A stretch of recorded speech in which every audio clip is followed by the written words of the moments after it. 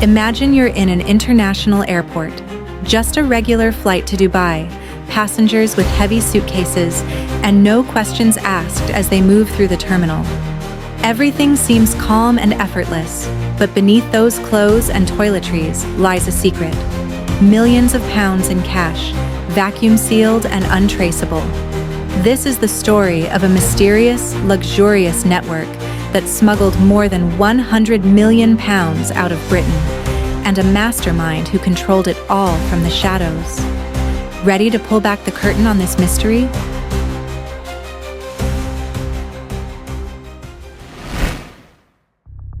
It all started at Heathrow Airport, where two women with 7 heavy suitcases were heading to the gate for a flight to Dubai. Tara Hanlon and Megan Reeves, with business class tickets, looked like any other ordinary passengers. Their luggage went through scanners without a single question. No alarms, no checks. Just a simple flight to a luxury destination. But inside those suitcases, something far beyond clothes and toiletries. Bundles of cash, vacuum-sealed, hidden with coffee grounds and air fresheners to throw off sniffer dogs. This wasn't just a trip. It was part of a complex network run by Abdullah Mohammed Ali bin Bayat Al Falasi, a mysterious man from Dubai, orchestrating everything from behind the curtain. Al Falasi wasn't like the mob bosses from movies. No underground fame, no flashy profile, just a quiet man with a clean passport and a family name that smelled of diplomacy. But behind closed doors, he had built a system running Britain's biggest money laundering operation. It started simply. New Year's 2020, 11 suitcases, just under 700,000 pounds from Heathrow to Dubai. He did it himself at first, but soon decided to expand. His method? Cash in the UK, gold in Dubai. He worked with organized crime groups and drug traffickers, charging 10% commission and managing everything. Couriers, logistics, fake documents, and laundering at the destination. When the network peaked, more than 100 million pounds had been moved through it. To make it look legitimate, Al Falasi registered a fake company called Omnivest Gold Trading. Couriers carried forged letters claiming they were authorized representatives transporting cash for the company. Al Falasi personally booked flights, collected air miles, placed couriers in business class with extra baggage allowance, and managed itineraries remotely. But he always kept his distance, always in Dubai, always silent. Until he made a big mistake. On October 3, 2020, Tara Hanlon, a recruitment manager from Leeds, arrived at Heathrow Terminal 5 with 5 suitcases. Alongside her was Megan Reeves, and they told staff they were going on a girls' holiday to Dubai. Their luggage, weighing over 60 kilograms, was packed to instruction. Vacuum-sealed cash, wrapped in coffee, hidden under clothes and air fresheners. On the outside, nothing looked suspicious, but Border Force was watching. A sniffer dog reacted to the scent. Hanlon was taken into a side room. She claimed the bags contained only clothes, said she didn't know what her friend had packed, and insisted she was just going on holiday. But when the bags were opened, 1.9 million pounds in banknotes was found. Hanlon's phone revealed the real story. Messages to Michelle Clark, the woman who had recruited her. Notes about check-in times, what to say, how to act, and evidence of 3 previous trips that summer carrying more than 3.5 million pounds in total. Just days before, she had messaged Clark saying she needed 12 more people. Healthy, quiet, and trustworthy. This arrest didn't just expose one courier. It was like pulling a thread that unraveled the entire network. So who was Michelle Clark? Not a courier, not a bag carrier. She was the mastermind, a former executive assistant for Sky TV from Leeds, who had relocated to Dubai with her husband and children. On paper, a fresh start. But in reality, she was running a network remotely. Messages later uncovered by police linked Clark to almost every key courier.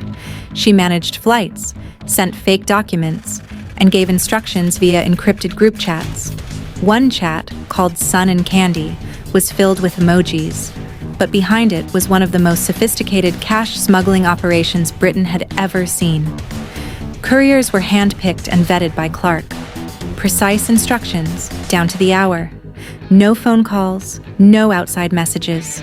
Each courier bought a prepaid burner phone for the trip, wiped it afterward, and waited for Clark's next call. Bookings were made with Al Falasi's credit card for Emirates business class flights, allowing each courier to carry 4 large suitcases.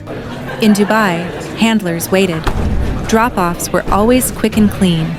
Hand over the bags, stay in a luxury resort, wait a night or two, then fly home. Most couriers never saw the money again after the handover. But as the group grew, cracks began to appear. Some brought along friends, relatives, even partners. And that's when the network started to break apart. These couriers didn't look like criminals. No records, no gang tattoos, just influencers, former models, corporate people. That was the point.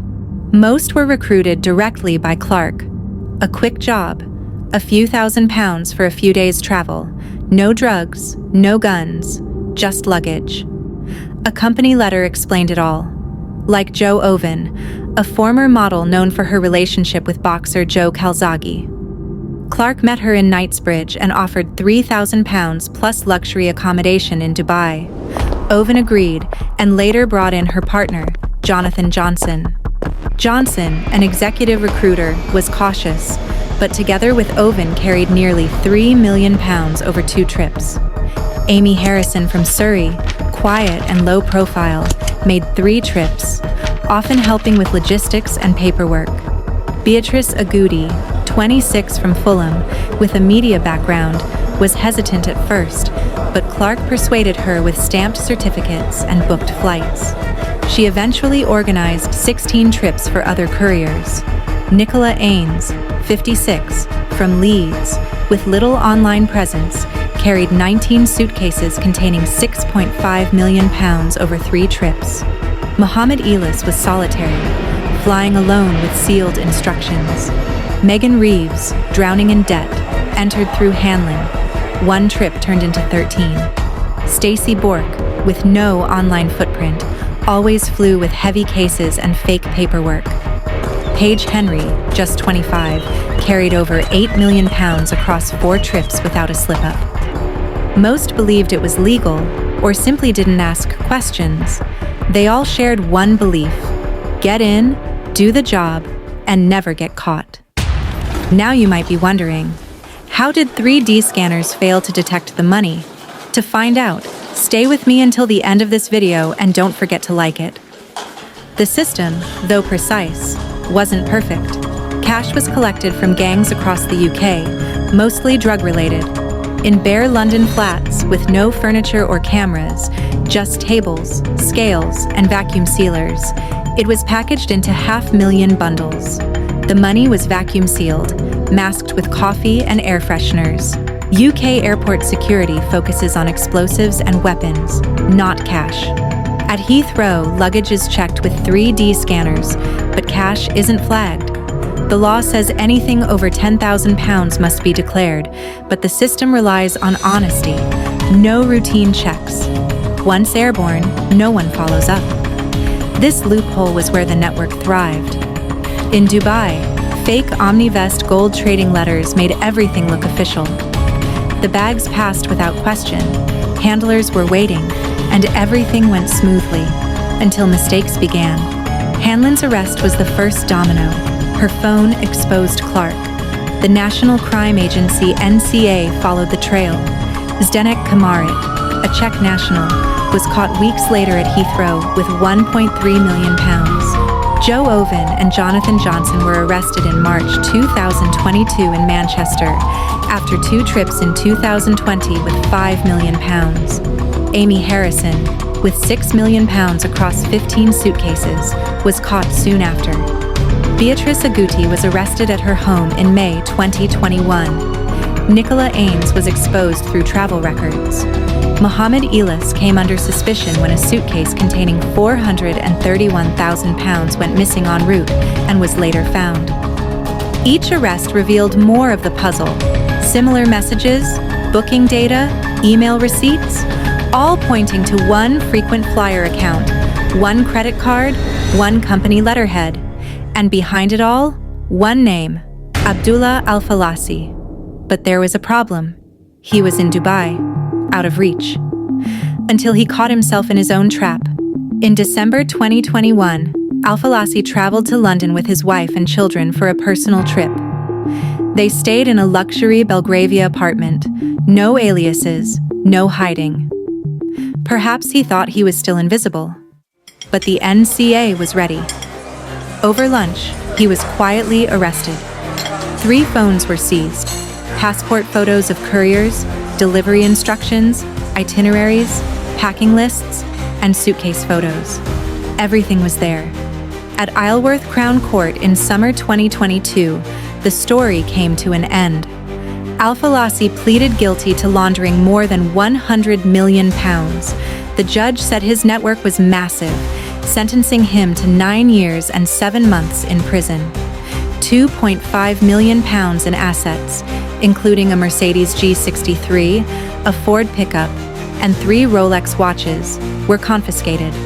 Hanlon got 34 months. The judge called her vulnerable but aware of what she was doing.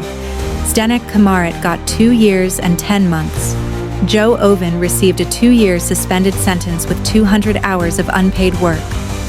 Johnson got a 12-month suspended term. Harrison and Ains cooperated and received suspended sentences. Beatrice Aguti, with 42 months, got the harshest sentence among couriers. Others are still awaiting judgment.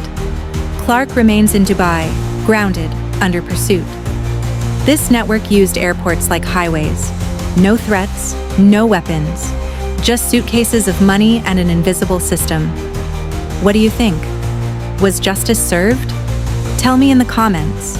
If you enjoy true stories like this, subscribe, turn on notifications, and stay with us.